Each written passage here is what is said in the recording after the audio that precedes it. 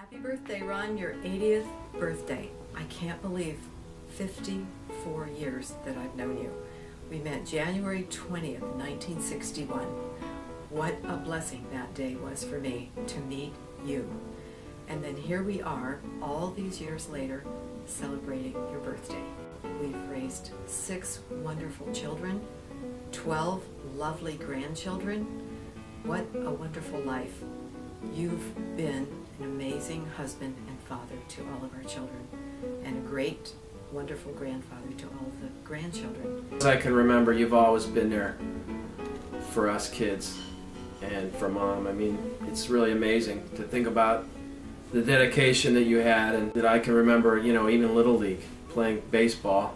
You came to all our games and, you know, rooted for us.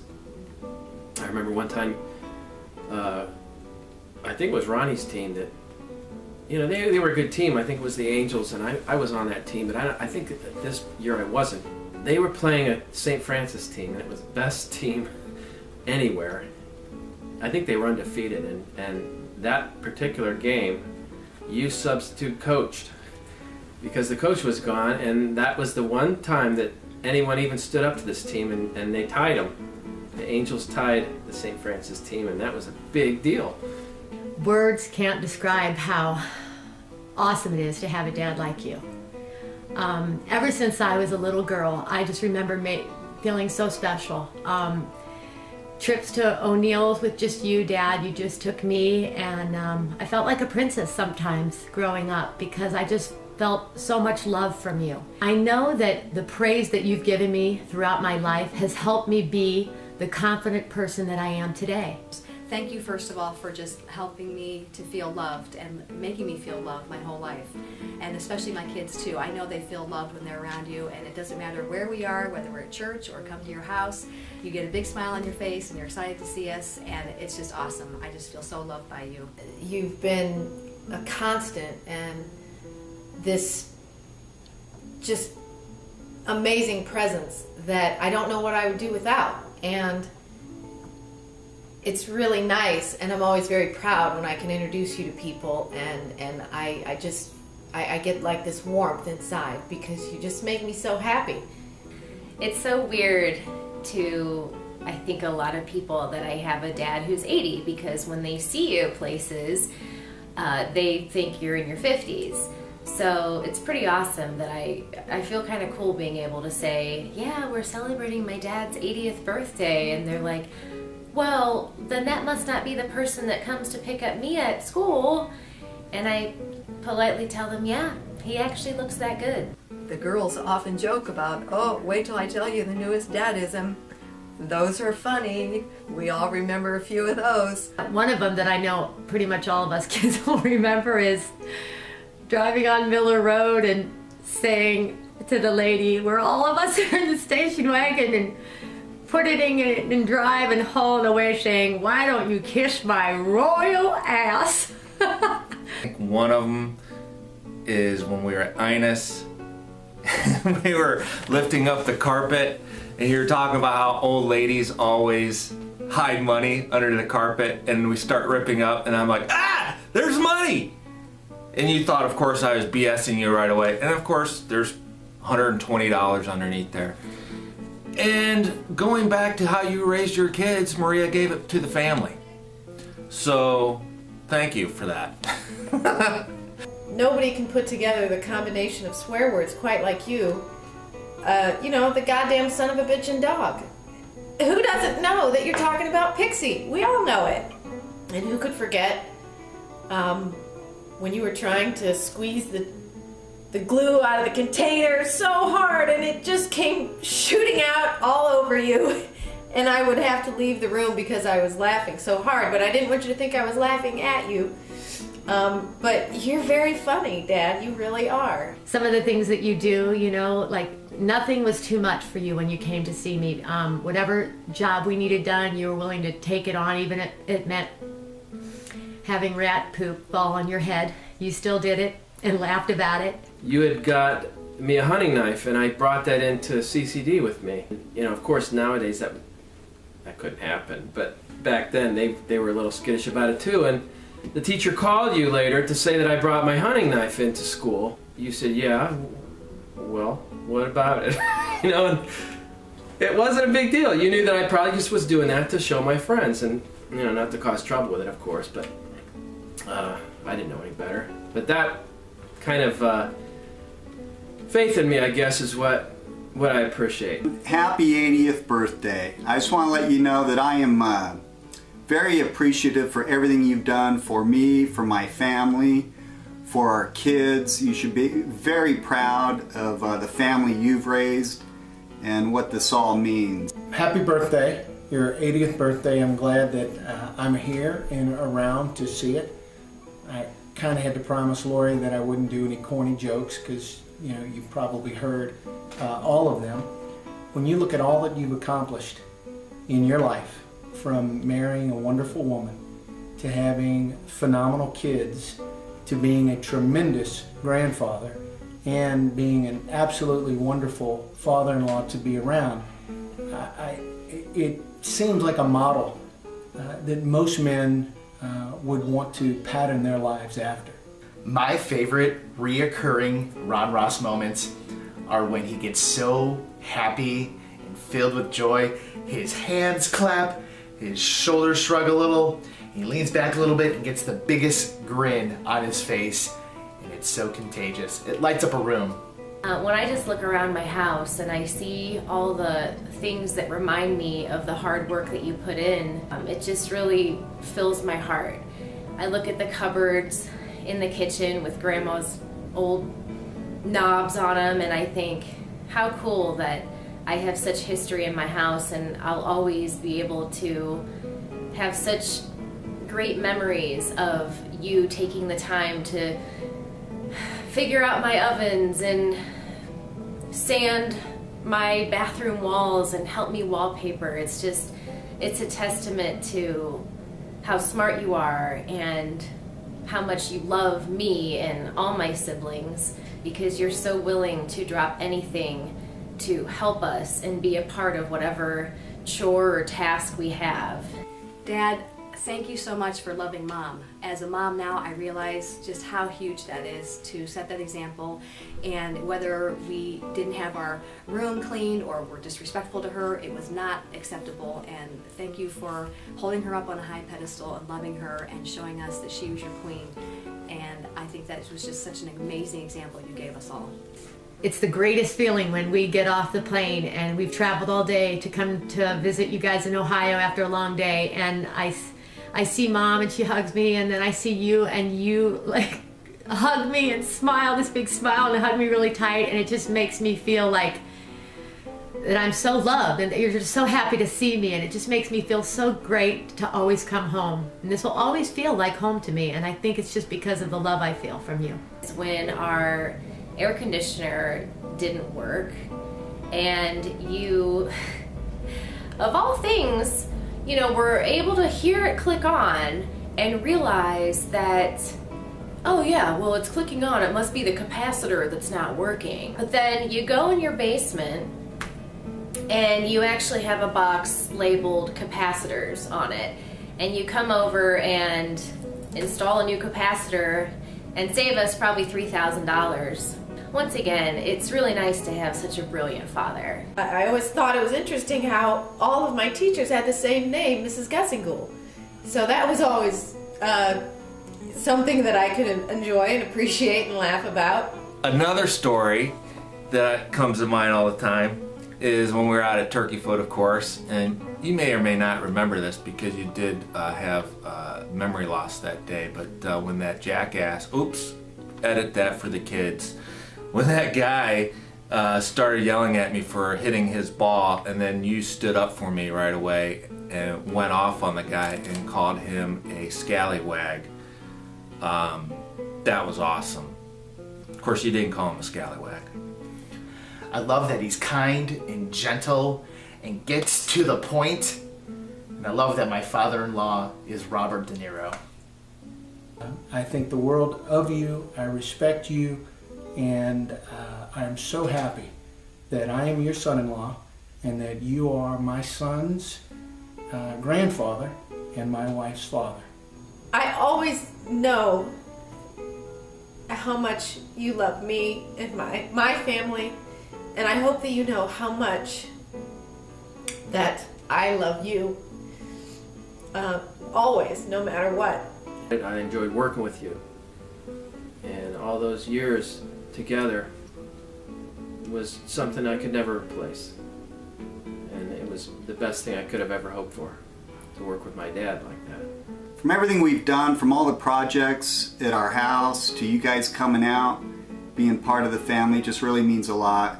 And I want you to know that I admire you, I love you, and thanks for being such a great father-in-law, father to Sherry, and wonderful granddad to our kids. Happy 80th. Cheers. Dad, thank you, and thank you, Mom, too, for taking us to church faithfully every Sunday. I realize now what a monumental task that is and how much it impacts the family, and I just thank you for passing on your faith to us. It means so much to me. I don't get enough chances to tell you how awesome you are and to tell you what an impact you've had in my life. And I know that I'm not as lucky as my cousins who get to see you whenever they want. And I know that I live far away in Florida, which apparently is not smart anymore, especially since LeBron James has already moved back to Akron. Maybe sometime in the future I'll move back.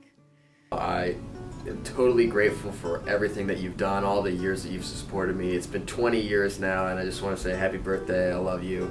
You're awesome. All right, happy birthday, Grandpa. It's a big accomplishment to turn 80. And ever since I've known you from a baby, I guess, I've learned from you. And now seeing like how you have brought me up and how you brought my mom up it's great to see you as such a role model, and I can really learn from that. Throughout my childhood, going to Depot and seeing all the trains and looking up at the train wheel and being so small looking up at it, and then standing on the fence and hearing the train blow the whistle and putting trains around the trees on Christmas and coming in and on Christmas Day and seeing you and visiting, and it's just, there's a lot of love that's so, you can't even express it.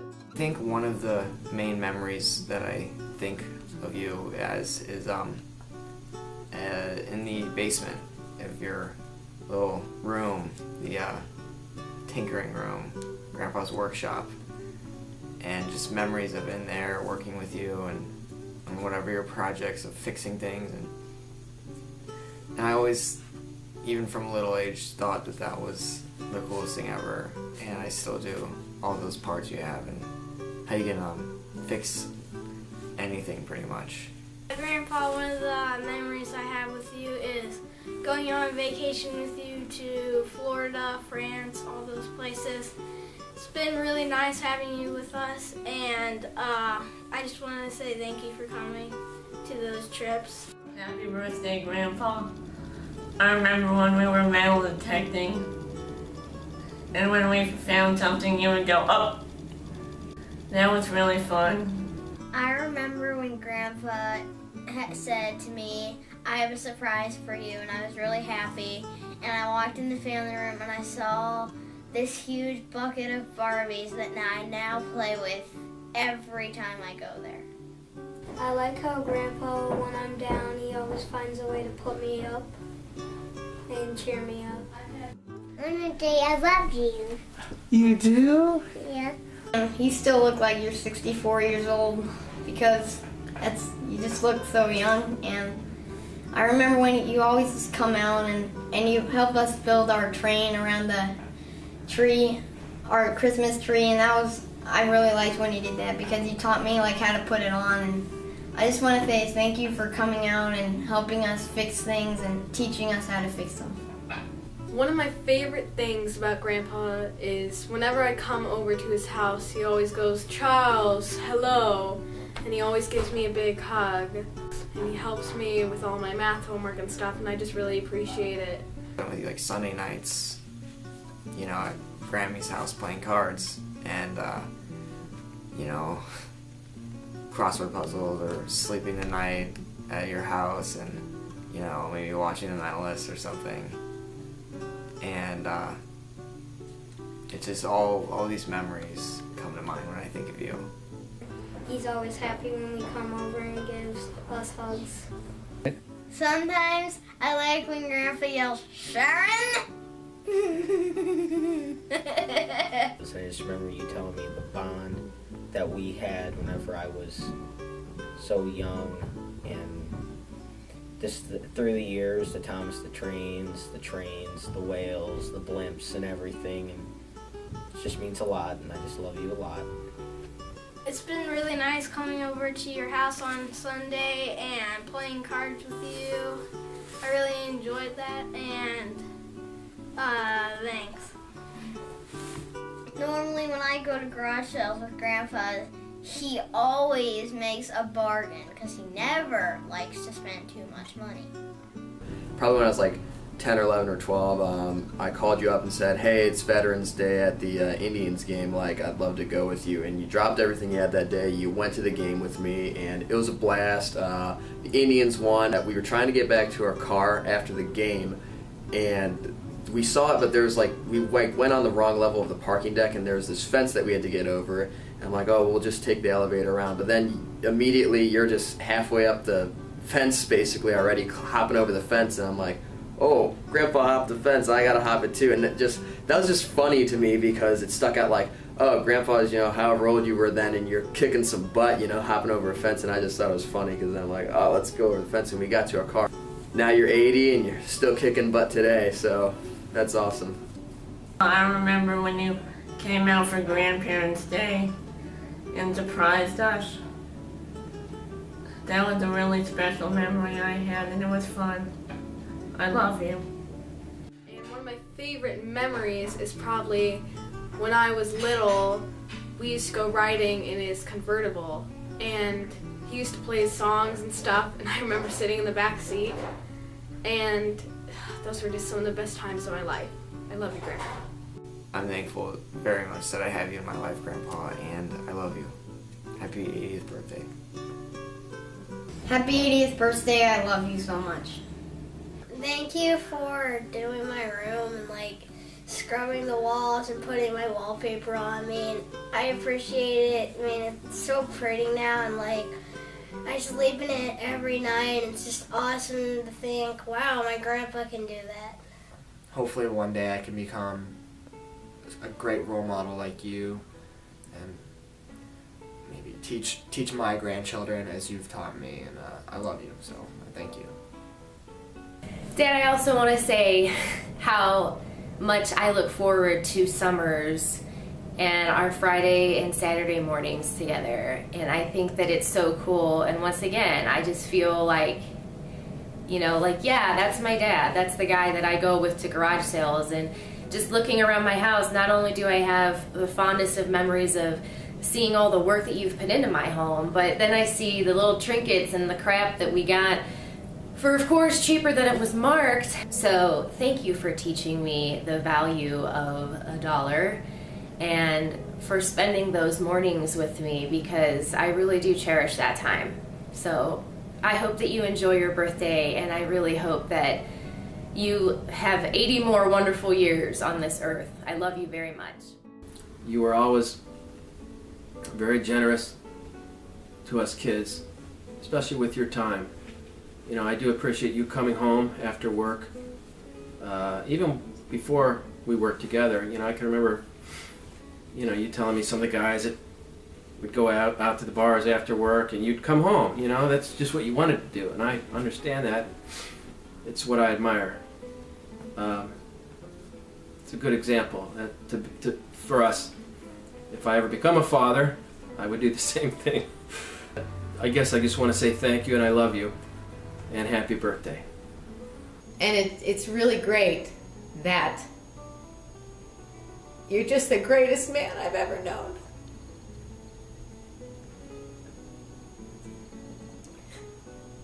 And I'm grateful and blessed to have you as my dad, and there is not one thing I would change at all.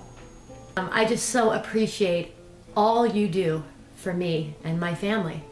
I adore you and love you very much. And I hope that you have 800 more years, because I cannot imagine my life without you. Every time that I come and visit, you always say something about Daddy. You always mention him. You always get this look in your eyes and on your face that shows that you think about Daddy all the time, and you love him so much, just like you love all of your children and your whole family. And every time that I hear you say something beautiful about Daddy, or a memory that you have with him, or even when you cry, when you're thinking about him, it makes me feel connected in an indescribable way.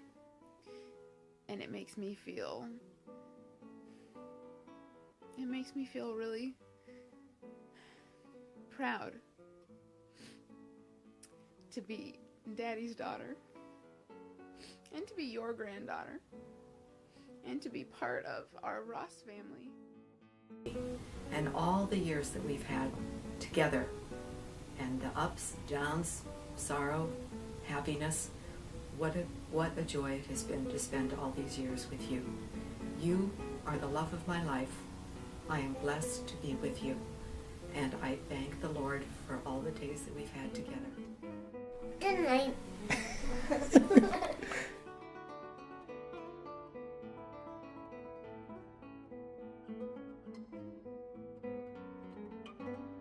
Awesome it is. You're awesome. It's just awesome. How awesome you are. It's just awesome. Pretty awesome. That was awesome.